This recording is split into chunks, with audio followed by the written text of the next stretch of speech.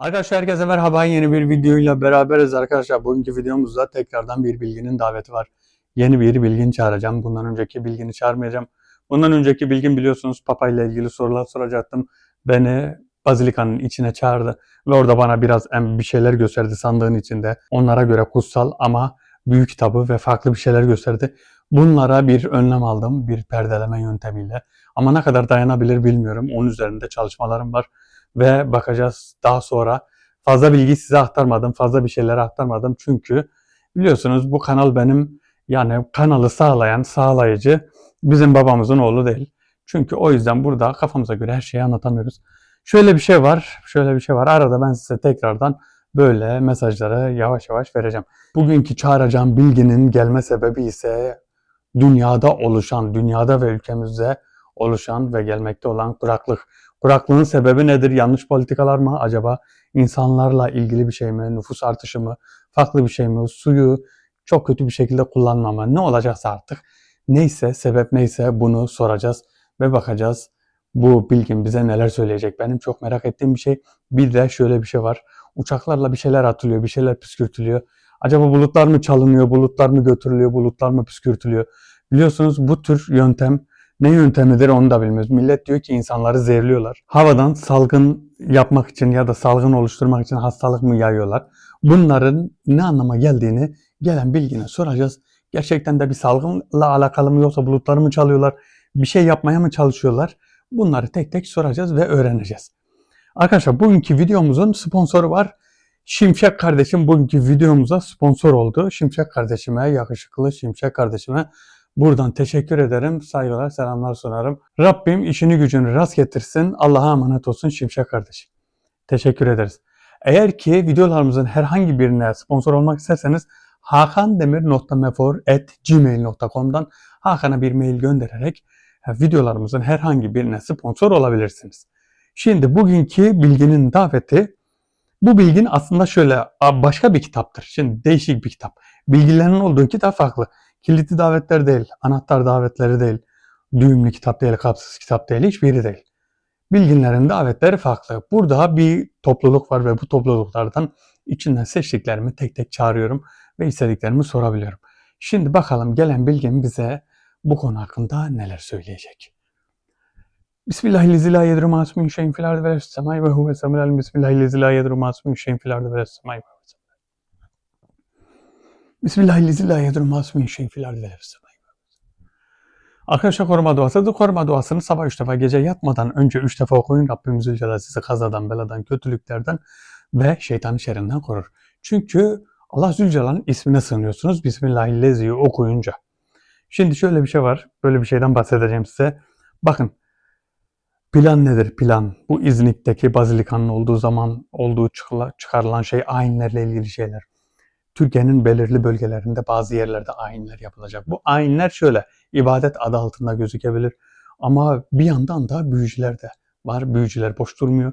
Bir şekilde ortalığı karıştırmaya çalışıyorlar ve öyle yerler var ki büyü eğitimleri verilecek yerler açacaklarmış. Büyü eğitimleri, büyülerin eğitimlerini verecekleri yeri yavaş yavaş açmaya çalışacaklar. Bakalım ne yapacaklar? Eğer öyle bir şey yaparlarsa bunu da öğrenip bir şekilde niyetlerini öğrenebiliriz. Bunu öğrenip bir şekilde ortaya çıkarabiliriz. Hemen davete başlıyorum ve bilginin daveti gelsin. Bakalım bu kuraklık ve havada uçuşan şeylerin sebebi nedir? Soralım, öğrenelim. Davete başlıyorum.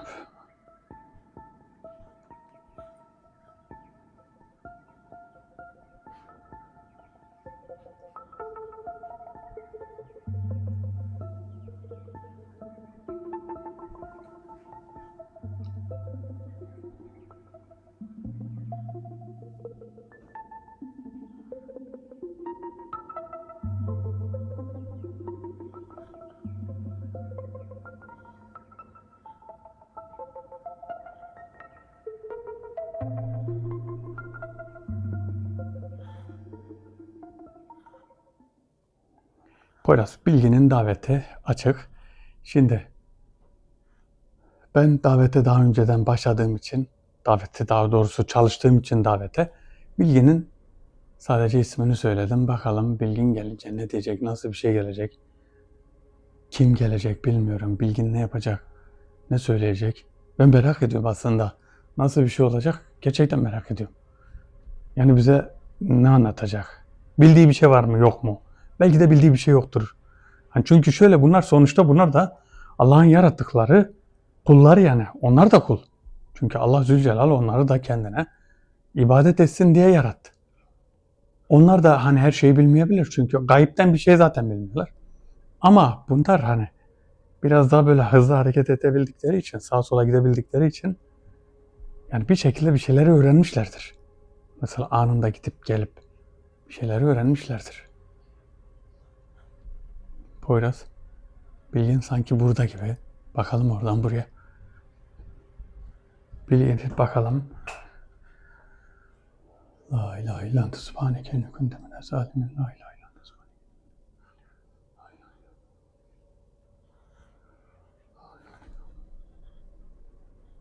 Evet Bilgin, davetli Bilgin. Eğer buradaysan görül. Işık çok fazla ya. Işık var ya. Gerçekten çok fazla. Eğer görünmezse zaten ışığı kısacağız biraz. Ey davetli Bilgin. Hatta şöyle bir tık. Evet. Davetli Bilgin. Buradaysan görül.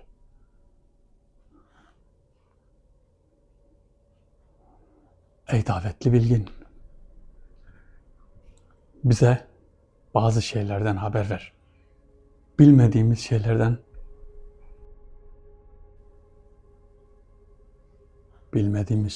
haber ver.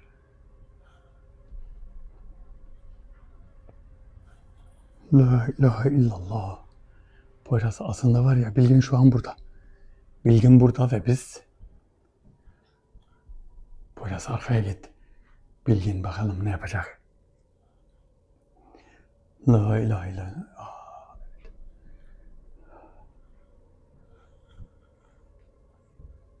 Esselamu aleyküm ve rahmetullah. Ve aleyküm selam ve rahmetullah.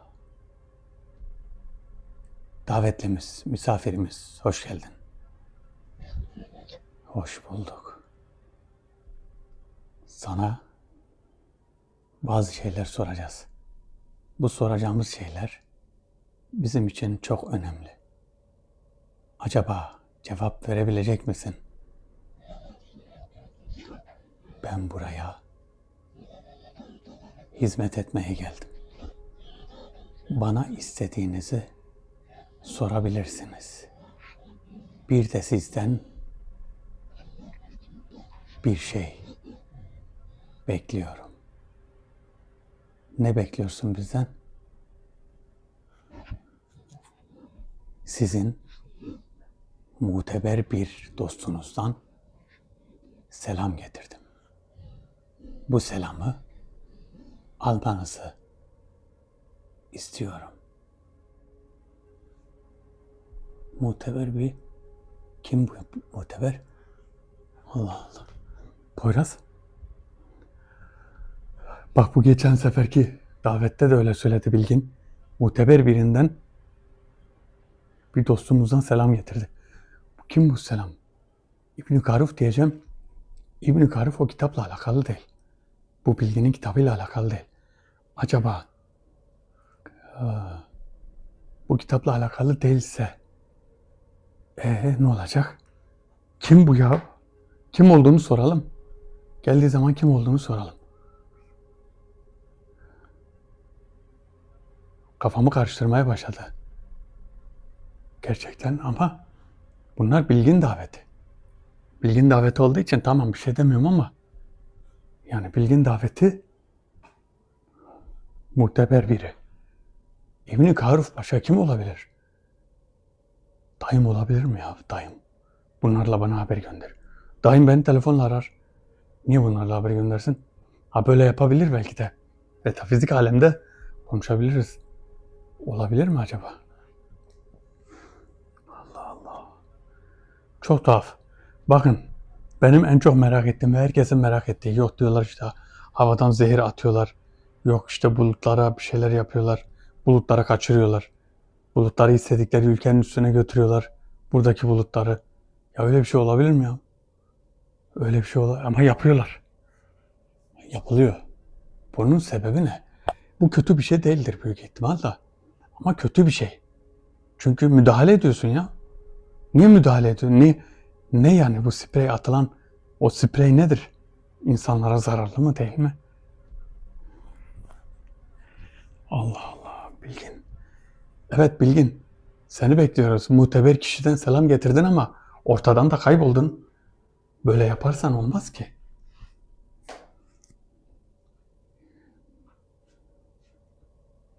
La ilahe illallah.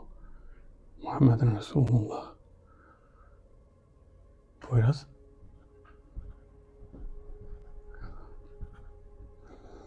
Bakın şöyle bir şey var şimdi Bilgin şu an burada değil. Büyü okulları açılacak. Büyü okulları zaten Avrupa'da bazı yerlerde açılmış. El altından yapılıyor bu işler. Yavaş yavaş resmiyete de dökülecek. Ve bu büyü okullarını bizim ülkemizde de yapmayı düşünüyorlar ve başka birkaç tane ülkede daha yapmayı düşünüyorlar. Bunların planları çok ileriye dönük. Yani biz mesela böyle diyoruz. İşte biz 50 sene öncesini, 50 sene sonrasının yatırımını yapmayı düşünürken onlar yüzyıllar sonrasının yatırımını yapmayı düşünüyorlar. Yani ne yapıyorlar? Kaba kuvvetle olmayacak şeyleri stratejik yönden çözmeye çalışıyorlar. Bu Solomon Adaları'ndaki metafizik varlıklar, Solomon Adaları'ndaki bu kabileler, oraya yapılan müdahaleler, oraya gönderilen büyüler. Bunların hiçbiri sebepsiz değil. Hepsini bilinçli bir şekilde yapıyorlar. Poyraz. Poyraz Bilgin burada gibi. Sanki kapının orada. Ey davetli Bilgin. Senin kadar geç geleni daha önce de gördük. Bizim hakkımızda bir şeyler arıyorsan bilmiyorum baba. Aramıyorsan görül. Bilgin. Davetli Bilgin. İsmini söylemek istemiyorum. Ama ismini söylersem kötü olur. La ilahe illan tesbareke ne gündemine zalimin la ilahe illan tesbareke. La ilahe illan tesbareke ne gündemine zalimin. Arkadaşlar bu zikri ediyorum. Videolarda da çok sık söylüyorum. Hepimiz söyleyelim.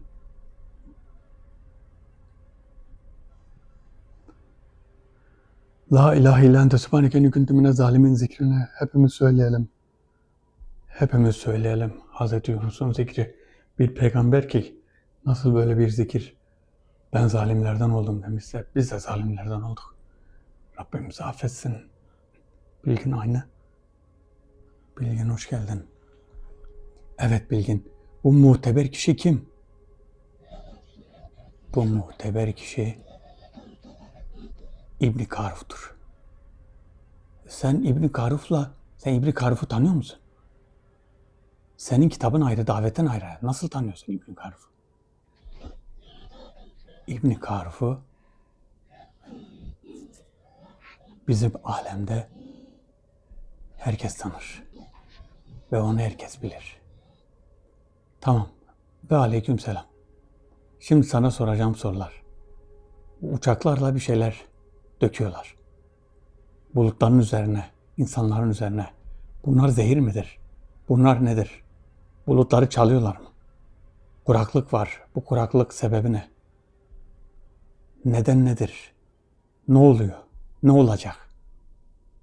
Bize bahseder misin? Bu olanlar sizin bildiğiniz şeylerdir. Benim söylemem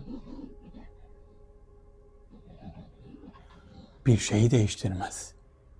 İnsanoğlu ne yaparsa kendine yapıyor. İnsanoğlunun kendine yaptığı zararı hiç kimse veremez. Peki bu uçaklardan atılan şeyler ne? Bunlar İbn Karuf'un ilmindedir. Biz de biliyoruz ama ona sorarsan daha iyi olur. Şu an bu daveti yaparken seni duydu ve ben onunla konuştum. Onunla konuştum ve seni duydu.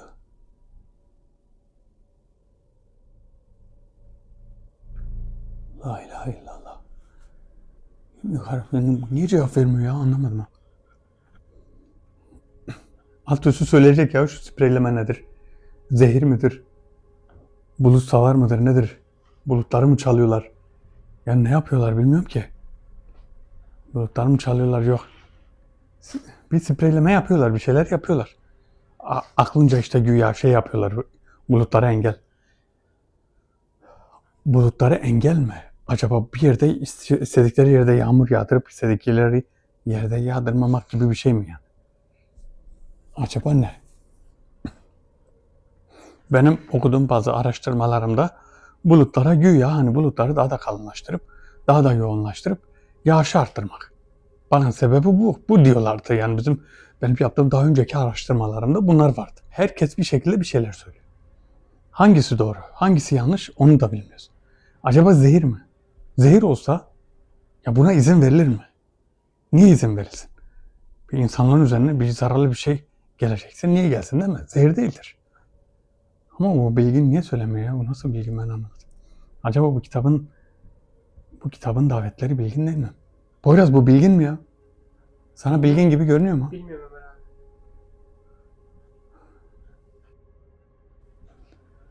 Allah ekber. O zaman acaba İbn-i Karuf'a mı sorsak ya? İbn-i Karuf'u çağırsak, İbn-i Karuf'a sorsak daha iyi gibi. Bence İbn-i Karuf'a mı sorsak? Nasıl olacak İbn-i Karuf'a sorarsak? Dur bakalım, hele gelsin bir bakalım da. Ey bilgin, ey davetli bilgin, davetli bilgin. Ne yapalım ki? Burada mısın? Neredesin?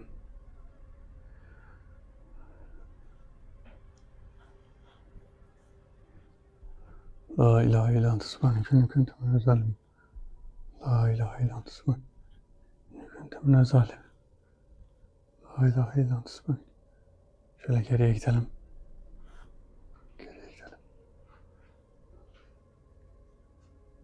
Bakalım birden çıkacak mı, çıkmayacak mı? La ilahe illa ente subhaneke. Şöyle bir geçelim bakalım Poyraz.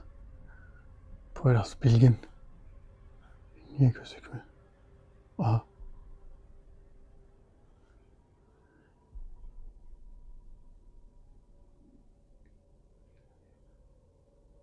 Davetli bilgin sen misin, yoksa sen başka biri misin?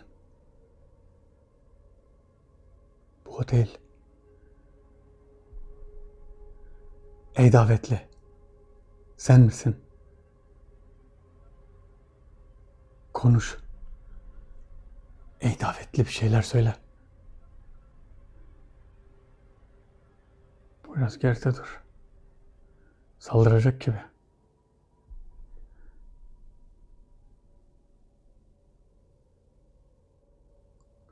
Allah Allah.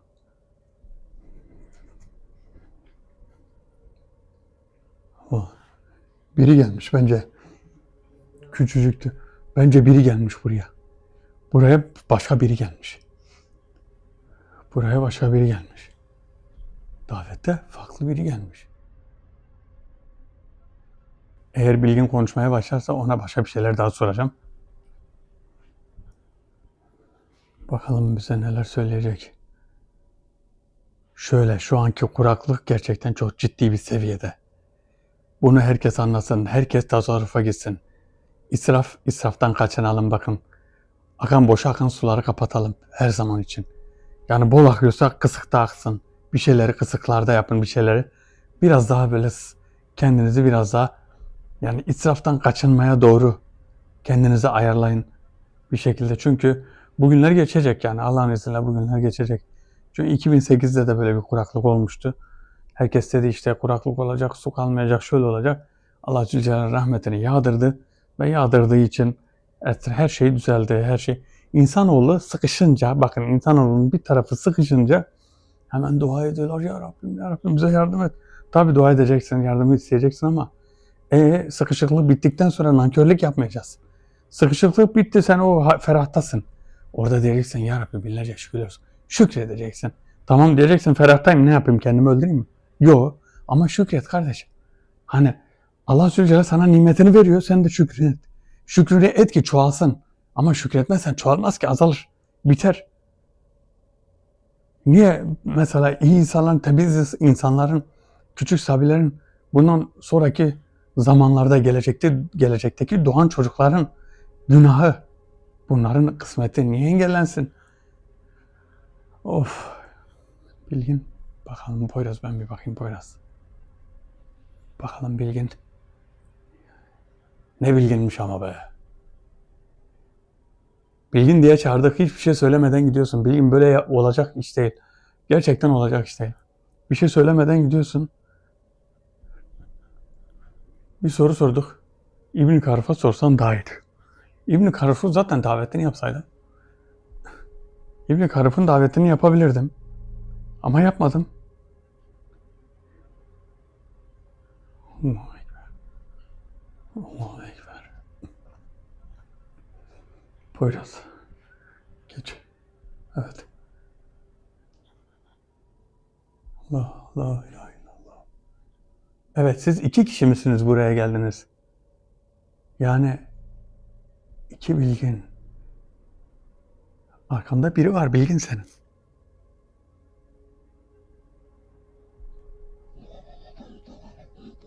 Ben öyle bir şey yaptım ki, evet sen öyle bir şey yaptın ki burada söyleyeceklerim çok şeyi etkiler. Üzerime vazife olup olmayan şeyleri söylemek istemiyorum. Bunun sebebi benim fazla yetkili olmamam. Biz seni fazla yetkili olarak zannettik ama sen yetkili değil misin? Bazı şeylerde değilim. Değilsen biz seni niye çağırdık ki? Keşke gelmeseydin. Beni davet ettiğin için geldim. La ilahe illallah. Beni davet ettiğin için geldim. Poyraz, bundan bir hayır çıkmayacak. Şöyle yapalım. Biz İbn-i Karuf'un davetini yapalım. Bu bilginin davetini kapatacağım. Bu bilginin davetini kapatacağım. Bilgin eğer buradaysan konuş. Burada değilsen de git. Bakalım İbn-i Karuf'un davetini yapmak daha mantıklı sanki. Senin gelmen hiçbir şeyi değiştirmedi. Sen de bilginsin ama demek ki üzerine vazife olmayan şeylere karışmıyorsun. Bir şey demiyorum. Üzerine vazife olsaydı zaten konuşurdun değil mi? Evet, üzerine vazife olsaydı konuşurdun. Sanki davetli gitmiş gibi. Poyraz, ben davetini kapatayım.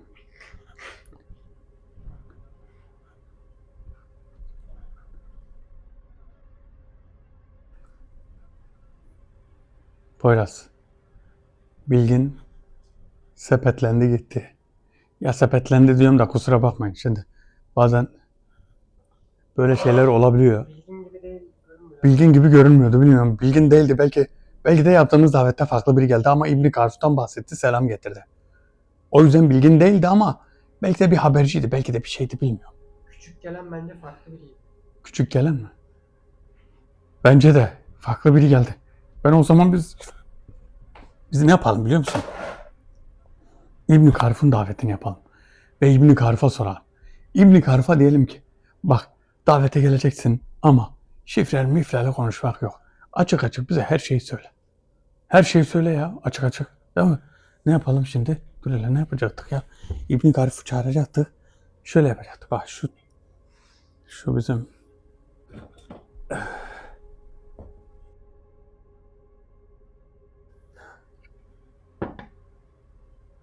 Evet, İbn Karf'ın kasesi. Bunu buraya koyalım. Şu tasımızı alalım. Mumumuzu alalım. İbn Karf.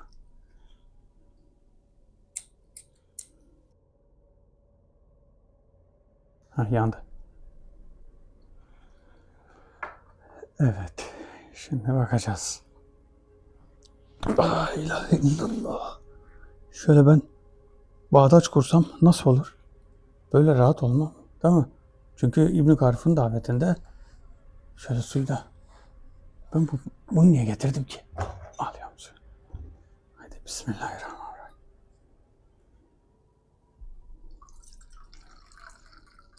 Bunun içinde hep su var Ömer abi. Ne zaman gelsem su var içinde. Ben hep yeniliyorum suyu da. Şöyle her zaman da aklımda ne var biliyor musun? Bir gün bu suyu doldururken kulp elimde kalacak diye korkuyorum. Diyorum çat diye elimde kalacak. Ama öyle bir şey olursa var ya videoyu kesmeyeceğim. Sence öyle bir şey olur mu? Sağlamdır ama ya değil mi? Ömer abi bilmiyorum. He? Tamam mı canım? Bence de sağlam ama bunlar sonradan yapıştırılıyor biliyor musun? Önce bunu yapıyor adam. Sonra bunu getiriyor şöyle. Şöyle Belli oluyor zaten. yapıyor şöyle yapıştırıyor. Yapıyor böyle yapıyor. İşte öyle yapmakla yapışır mı bu? Evet. Şimdi İbn Karf'ın davetine başlıyorum.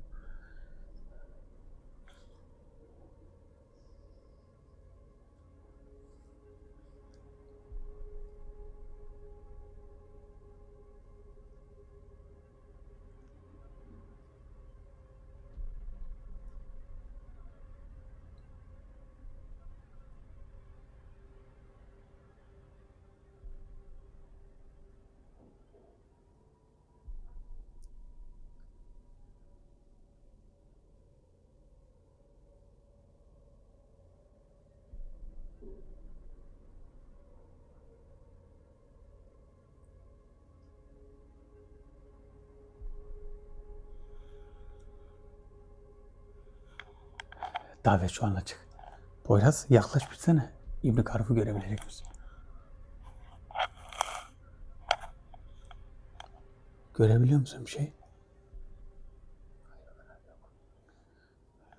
Ey İbn Karf, eğer geldiysen görül. Neyse tası aslında yerinden hiç oynatmamamız lazım. Tası ben niye oynattım ki? Ey İbn Karf, eğer geldiysen görül. Ey İbn Karf.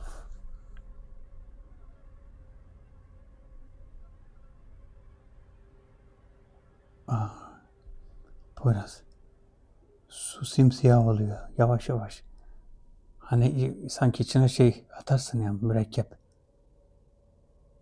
Yavaş yavaş açıldı. Bulutların açılması gibi. İbn Karf ileriden.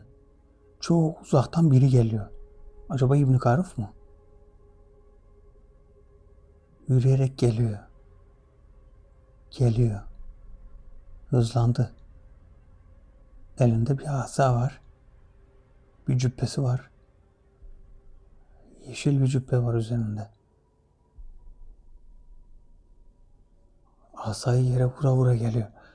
Ama çölde gibi burası mezra mı ya? Mezradaki çöl burası. Yürüdüğü yerler tozlar böyle kalkıyor. Her adım attığı zaman her asayı yere vurduğunda da toz kalka kalka geliyor.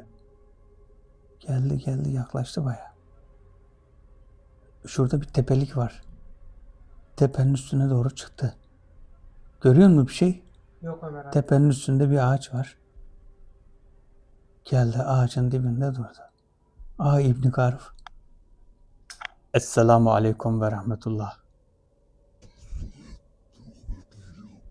Ve aleyküm selam ve rahmetullah. İbn Karf hoş geldin. Hoş bulduk. Sana 2 defa selam gönderdim. Ben belki boyuta girer sandım ama davetimi yaptın. Bu daveti bekliyordum. Bu daveti bekliyor muydun? Evet. Daha önceki katıldığın toplantılar sana gösterildi.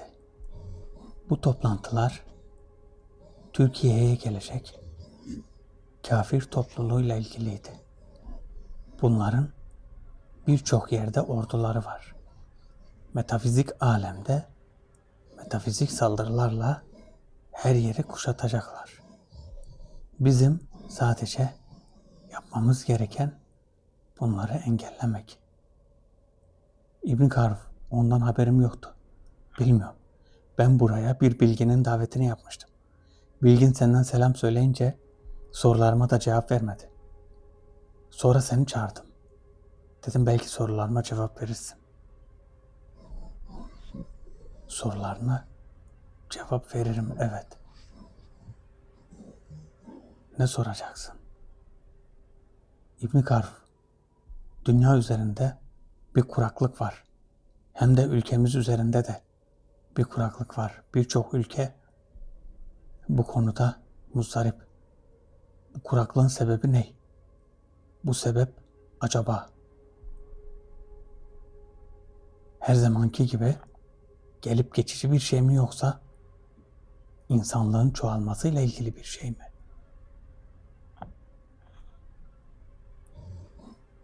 Bunu sana göstereceğim. Öncelikle anlatayım.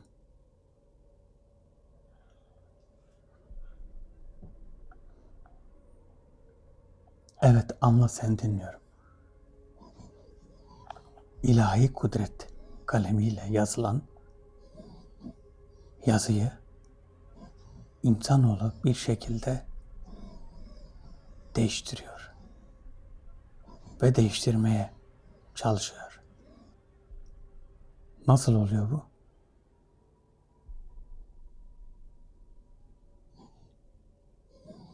Böyle görürsen daha iyi. Nasıl görürsem? Poyraz İbn Karuf gitti.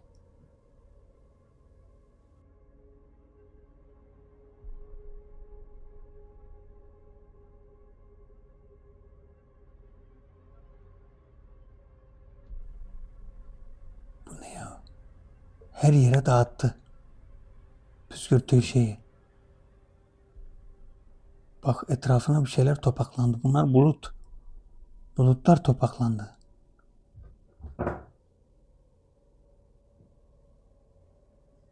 La ilahe illallah. Poyraz, versene şunu.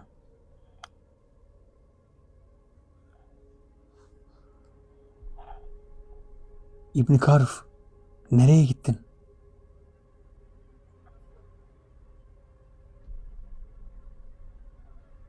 İbn Karuf, burada mısın?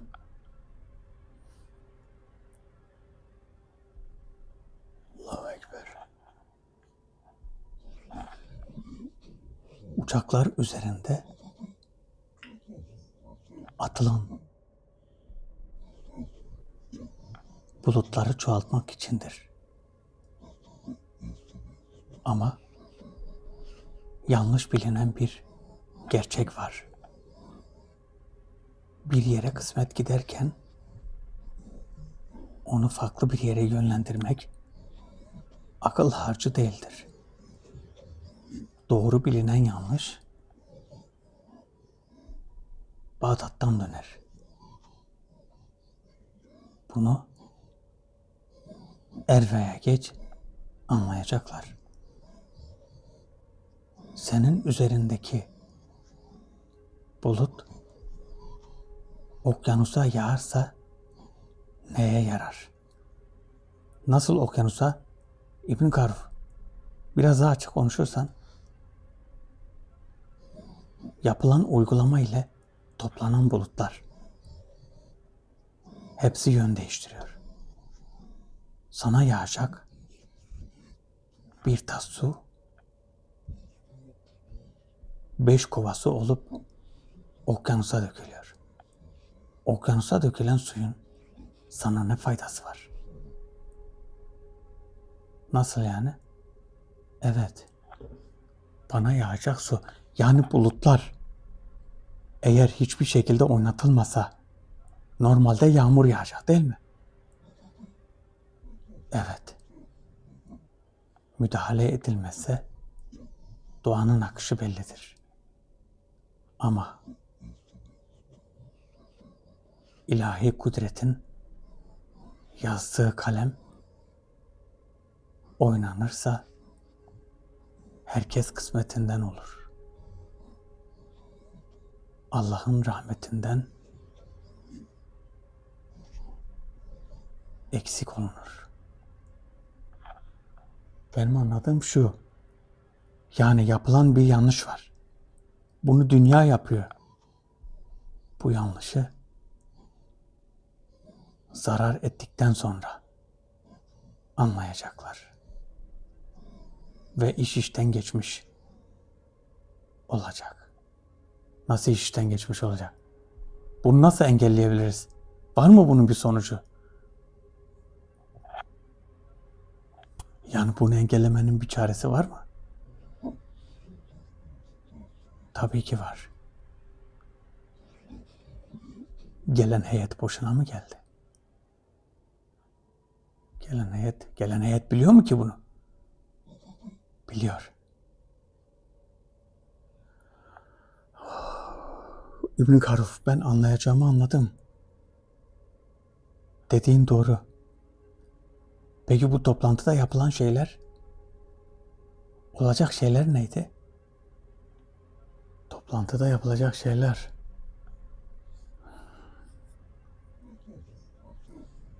Toplantıdaki padişahlar gelen heyetin kralları ile padişahları ile mücadele etmek zorunda. Her zaman için büyük savaşlar olabilir. Bunu bir şekilde engellemek gerekiyor. Poyraz İbn Karuf iyice yaklaştı. Ver bir kameraya bakayım. Görebiliyorum. Evet İbn Karuf.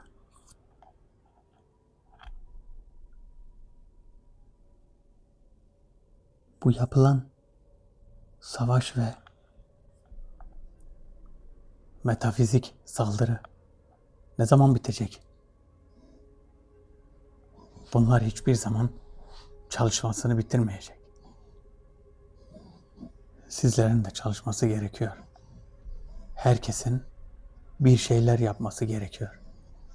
Eğer yapmaz iseniz onlar muvaffak olacaktır. Muvaffak mı olacak? Allahu Ekber. Allahu Ekber. Peki bu kuraklık ne kadar devam edecek?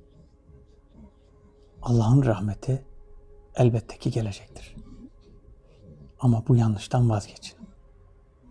Vazgeçilmesi gerekiyor. Bu yanlışın bir an önce bitmesi gerekiyor. Yanlış tedavi hastayı öldürür. Burada bir yanlış tedavi var. Evet, hastayı öldürür. Buna nasıl engel olacağız? Bizim engel olma gibi bir imkanımız yok ki. Nasıl yapacağız bunu? Tüm dünya ayağa kalkmış. Sprey diye bir şey yapıyorlar. Uçaklarla bulutlar mı? Uçaklardan püskürtülen şey nedir? Uçaklardan püskürtülen çok basit bir şeydir ve zararı yoktur. Ama tam tersine fayda yerine büyük zararlar getiriyor. Yani zehir falan değil mi? Hayır, zehir değil. Anladım. İbn Karf, başka bir şey görüyor musun? Bu İznik'teki bazilikanın içinde bir emanet var. Bunun peşindeler. Bunu alacaklar mı? Biliyor musun? oraya gönderdiğin yardımcılar çok dayanıklı değil. Sağlam birkaç kişiyi daha gönderirsen iyi olur. Biz de bir çaresini düşüneceğiz. Melkür ve ordusu oraya gidip kafir topluluğunun ritüellerine engel olacaklar.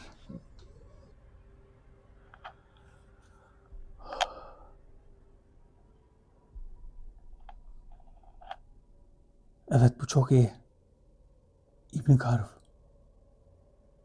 Orada mısın? Tas karardı Poyraz. Tas karardı.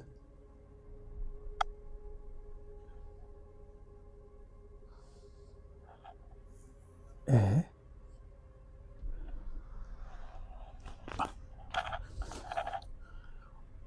Ay, ayağım uçmuş.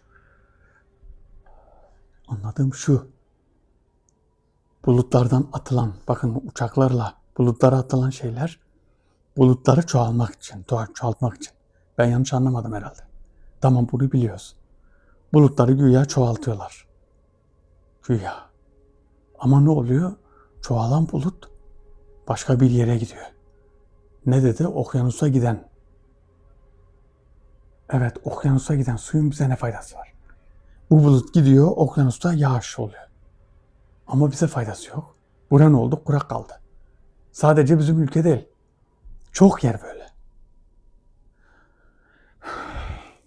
Ya niye oynuyorlar ki? Yani Allah Zülcelal'ın emriyle olan şeyler var. Değil mi? Mikail Aleyhisselam'ın yetkili olduğu, görevli olduğu bir şey var. Nedir? Doğa olayları. Buluttu, yağıştı, fırtınaydı. Niye engel olmuyor? Niye engel? Allah senin kısmetini gönderiyor. Rabbim senin kısmetini gönderiyor. Sen bir şekilde bir şeyler yapıyorsun, bozuyorsun onu. Böyle bir şey. Aynı bu şeye geliyor. Ve Bazilika'ya yeni bir Melkür ve ordusu Bazilika'ya gidecek. Poyraz geldi mi acaba? Su halen siyah. Kamerayla baksana, su siyah mı? Ver bakayım. Su halen siyah mı? Bakalım hele. Kamerada hiç gözükmüyor. Siyah olduğu gözükmüyor. Allahu Ekber. Allahu Ekber.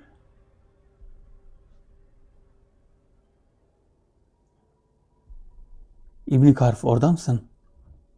Ey İbn Karuf, orada mısın? Oradaysan seni bekliyorum.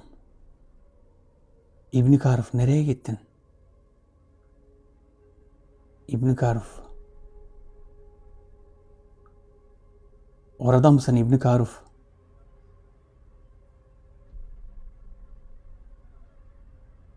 La ilahe illallah ente subhaneke inni kuntu minez zalimin. La ilahe illallah ente subhaneke inni kuntu minez zalimin. İbn Karuf.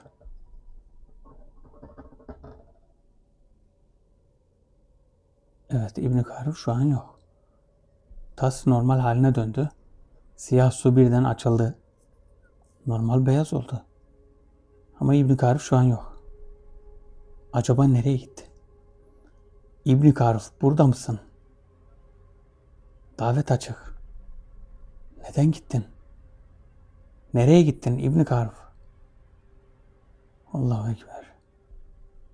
Boyuta girseydim daha iyi olurdu da. Bakma.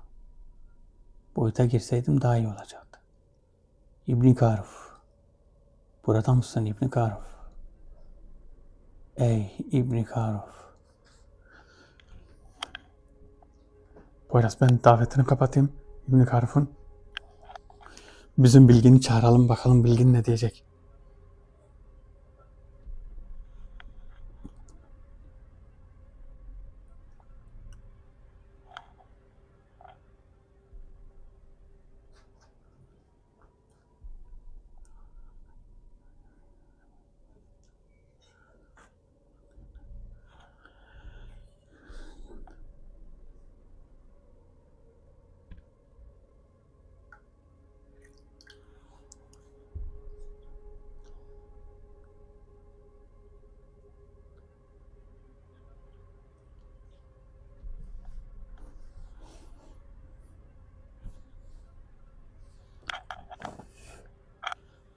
Evet, İbn Karf'ın daveti kapandı. Şimdi anlattığı şeyler gene biraz şifreli konuştu ama anladık yani. Ne olduğunu anladık. Demek ki bakın zararlı değilmiş. Kendini söylediğine göre zararlı değil ama benim okuduğum bir yerde ne diyordu? Püskürtmeye e, tuz diyorlardı. Tuz, buz, kuru buz bir şeyler atıyorlarmış. Yani uçak püskürtüyor onu. Ne oluyor? Bulutlarda bir genleşmeye sebep oluyor. Bir şekilde çoğaltmaya sebep oluyor ama ne oluyor bir yerde? Bir yerde de yapılan yerler, yani o uçakların geçtiği yerlerdeki o serpmeden dolayı biriken bulutların çoğu farklı yerlere gidiyor. Zaten bir işe yaramıyormuş demek ki. Yani bir şey işe yaramıyor, yarayan bulutları da alıp götürüyor. Yani çok saçma bir şey. Bu şeyden de vazgeçilmesi gerekiyor. Bakın iyice araştırılması gerekiyor. Yani bunun bir an önce durması lazım. Neymiş işte yağışları çoğaltmak için bir yerde yok Dubai'de yapılmış, Dubai'de yağış olmuş. Her yer sel kalkmış. Sel kalkmasın kardeşim. Yapılmasın. Yani illaki Allah Zülcelal rızkı, bereketi, kısmeti yağdıracak. Bir şekilde yağacak. Niye buna engel olunuyor ki? Uçaklar niye o bir şekilde püskürtme yapıyor, bilmem ne yapıyor? Acaba doğru bir şey mi? Acaba yanlış bir şey mi? Ha İbn Karf'ın dediği şu. Bulutlar çoğalıyor, suyu topluyor ama bu su gidiyor başka bir yere. Yani bana faydası olmuyor. Oradan gelene yap o zaman. Git mesela nereden yap? Bana doğru gelene yap. Çoğalt. Buraya gel, bu sefer ne olacak? Sel kalkacak herkes. Sel daha kötü. Bilmiyorum valla. Bu konu biraz karışık bir şey. Yani bu konu karışık bir şey. İbn Karf'ın söylemesine göre de biraz farklı bir şeyler anlattı, bilmiyorum da. Gelen davetli beni şüphelendirdi. Gelen davetli, Poyraz gelen davetli bir gelsene. Şu taraftan karşıya bir. Gelen davetliye bir bak.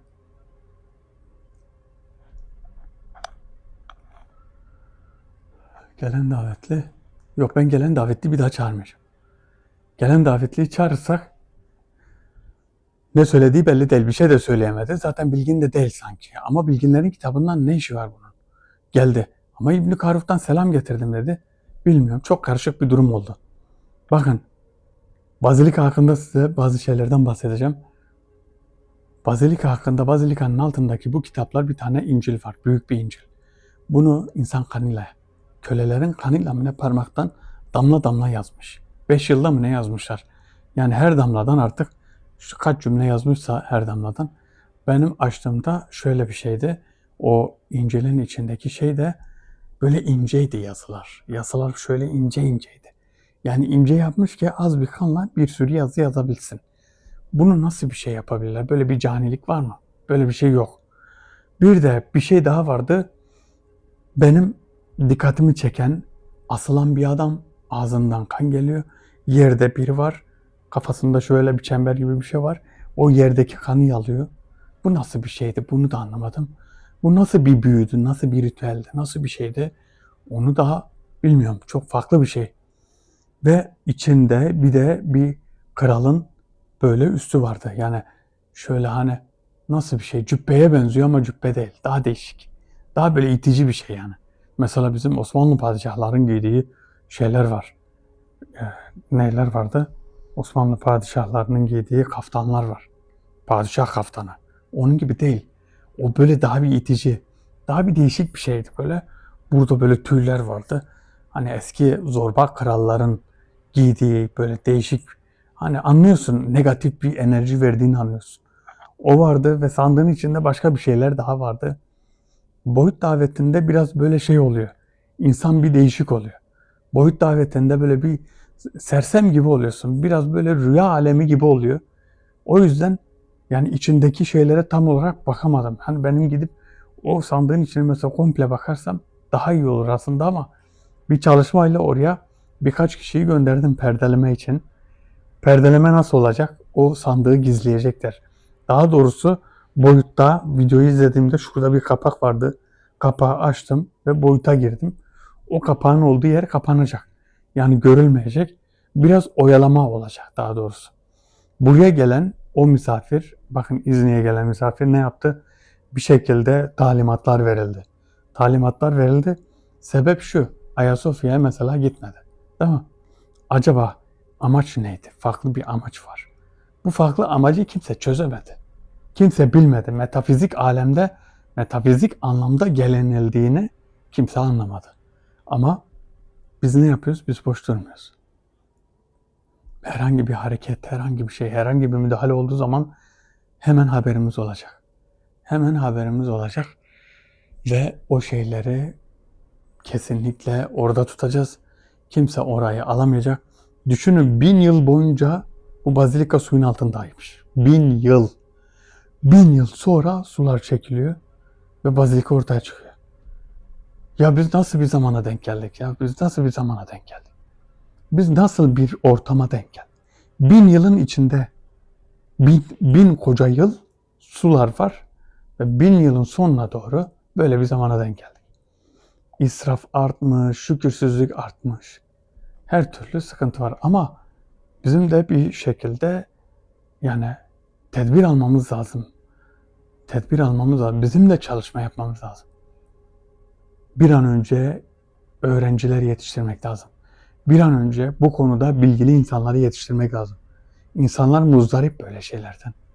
Yani çözemiyorlar, yapamıyorlar. Ne yapacağını bilmiyorlar. Bunu bir şekilde çözmek lazım. Bir şekilde bildirmek lazım. Poyraz, İbn Karf'ın, bak İbn Karf sanki halen burada ama ha. Niye burada gibi? Sanki İbn Karf halen burada. Bakayım bir. Davet kapattım ama. Kapandı mı? Bir daha nasıl olsun? Sen hissetmiyor musun hiçbir şey Poyraz?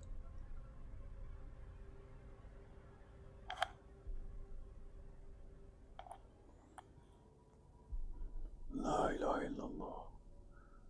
La İbn Karf. Ey İbn Karf.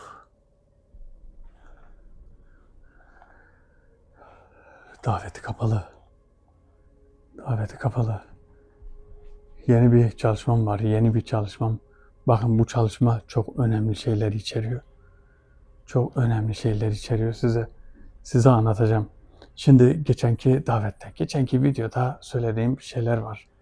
Yani insan bilmiyorum her şeyi söylemek istiyorum. Her şeyi konuşmak istiyorum. Ama her şeyi konuşamıyorsun. Maalesef. Maalesef ki konuşulmuyor. Bir arkadaşımızın yazısını okudum. Ne yazmış biliyor musunuz? Oradaki emanetler onlarınmış. Onların malıymış, biz alırsak harammış. Arkadaşım bu ülke ne oldu? Kanla alındı değil mi? Bu ülke savaşılarak, bu ülke fethedilerek alındı. Bir yeri fethedersen oradaki her şey nedir? Ganimettir değil mi? Buranın toprağının altında bakın kim yaşamış olursa olsun, hangi ülke yaşamış olursa olsun, Osmanlı burayı fethetti mi? Etti. Burada toprağın altında ve üstünde ne varsa artık Osmanlı'nındır. Yani bizimdir. Ne oluyor? Ganimet oluyor. Yani bir yapı bile olsa, başka bir şey de olsa bu toprağın malı oluyor. Burada kim yaşıyorsa, hangi uygarlık, hangi ülke yaşıyorsa onun malı oluyor. Sen buradan şimdi gidip Yunanistan'a, oradaki tarihi bir camiye, bura benimdir, hadi çıkın burası bizim Türk toprağıdır.